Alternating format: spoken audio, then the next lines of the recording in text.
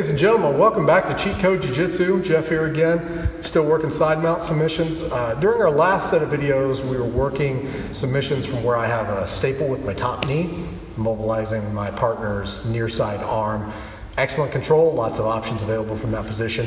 I want to show a few over the next couple of videos now where we're actually moving on from top staple to bottom staple.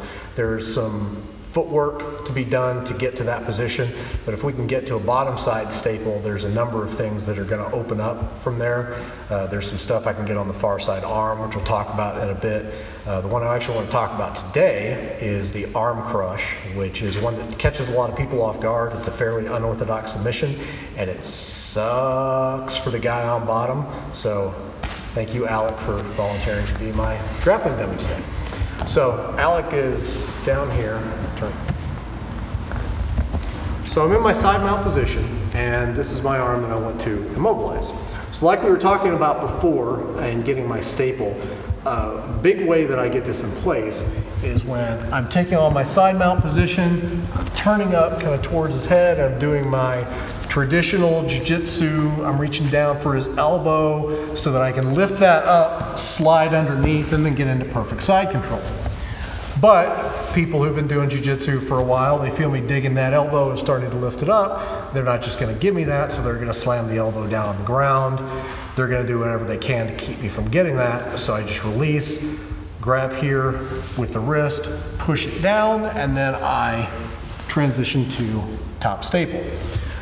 From top staple, this opens up the moves that we were going over in the last few videos. So my transition from here to bottom staple, and bottom staple meaning my leg that is currently down at his hips is going to be the one stapling this arm in place. So here's my transition. I've got my shin right across basically the crook of his elbow. That's where I want to start out. From here, this is going to slide down to his wrist.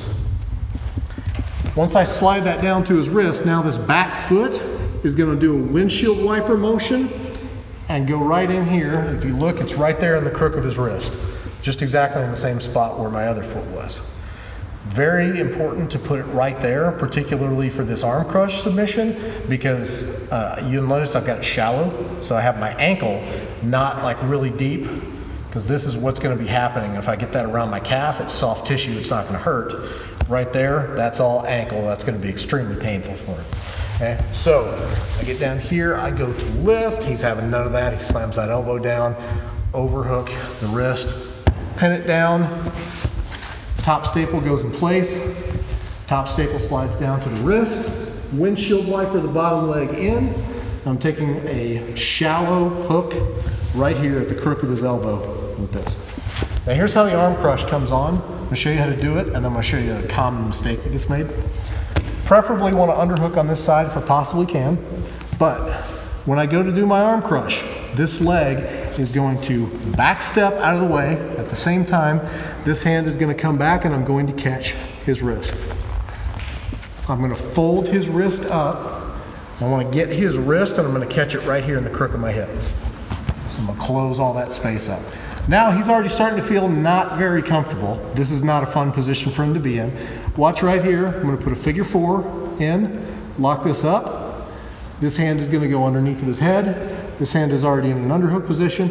I'm just going to lock those together. Now all I'm doing to finish this arm crush from here is this hand that's underhooking his head, I'm going to push away so that I can spread my body out, and I'm going to drive my hips down flat. That'll finish the arm crush. So I come in here, I lock it up, I underhook the head, put my grip in place, and then I'm just leaning forward, driving the hips down, and push in, and it puts a nice little arm crush in, hurts the bicep, hurts the forearm. Now, here's a big key to making this work. This is the most common mistake that I see people make. They get here, they go top staple, spread it out, drive the bottom staple in place. When they go to back step, watch my hips.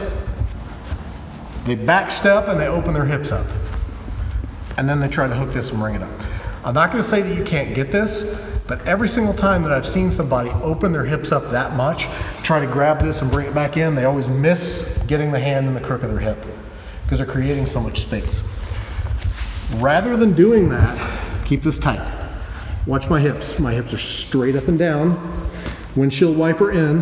When I go, this steps back, my hips don't move. My hips are still vertical, pointing straight down. Reach back, grab this, see how it slides right into my shin. That comes up, I've already got a super tight arm crush on. It's just because I didn't move my hips. Slide under, put the grip in place, slide forward, and there's your arm crush.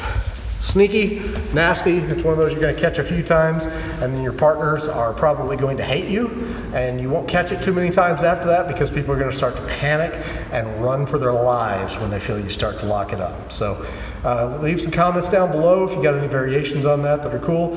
Please remember to leave a like on the video. It helps me out with the YouTube algorithm gods to help them show my videos to people. Subscribe to the channel if you like what you're seeing. Turn on notifications. Catch you guys next time.